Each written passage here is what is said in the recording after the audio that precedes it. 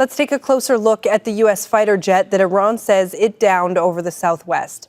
The first model of the U.S. F-18E Strike Eagle fighter was delivered in 1988. It's a dual-role fighter jet, and that means it can conduct air-to-air combat and ground attack missions. The plane has 2 crew members, a pilot and a weapons officer. When it was first released, each plane cost $31 million. Newer models are now closer to $100 million.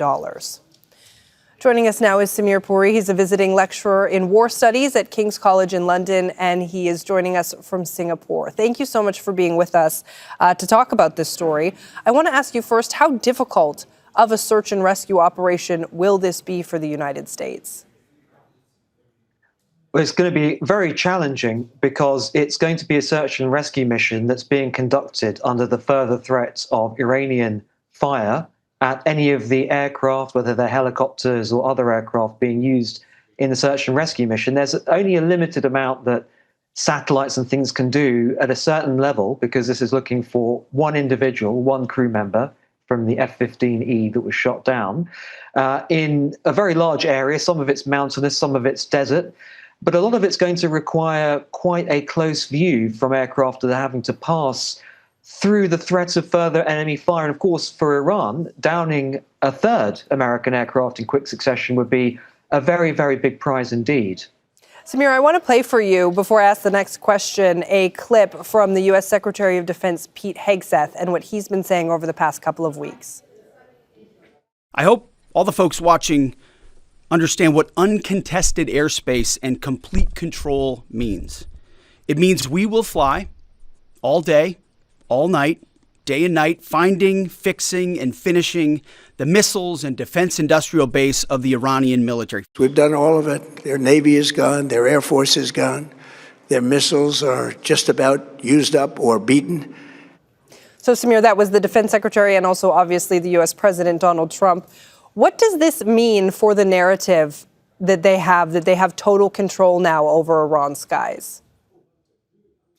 It's interesting because at a very basic level, it's deeply embarrassing, simply because air superiority, which is what Hegseth and Trump are talking about there, has been something they've spoken of very prominently, perhaps too prominently, I think.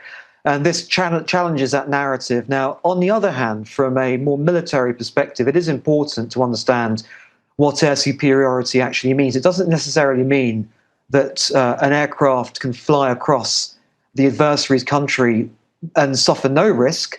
It's just that the risk is very, very minimal.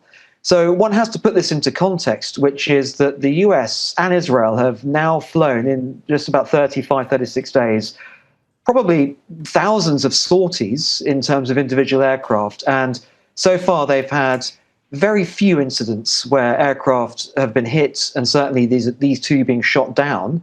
Of course, the previous 3 US aircraft that were downed in a mistaken identity case with a friendly Arab state country's aircraft targeting by mistake. So I think, relatively speaking, the claim of air superiority still holds, but the mounting toll of US aircraft, which may grow further if they continue to mount these sorties at this rate of frequency, can start to challenge that narrative and start to challenge the parameters of freedom within which the US Air Force in particular can operate in these areas that are quite close to the Persian Gulf, that I think are going to be increasingly important for the Americans to want to attack, to try to also regain control over the security situation around the Straits of Hormuz and the Persian Gulf more generally.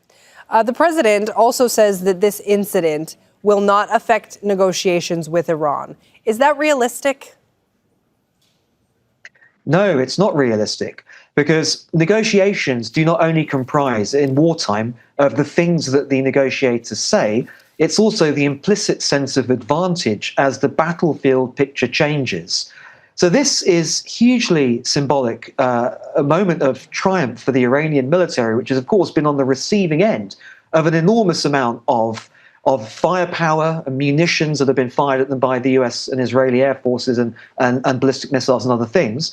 This is one of the first moments that Iran and the Iranian military and the IRGC will feel that they have some momentum, even as you've already asked me about on the rhetorical point, challenging this notion of air superiority.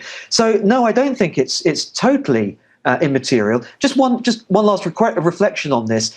Everybody remembers the Black Hawk Down incident from Somalia, different war, 1993.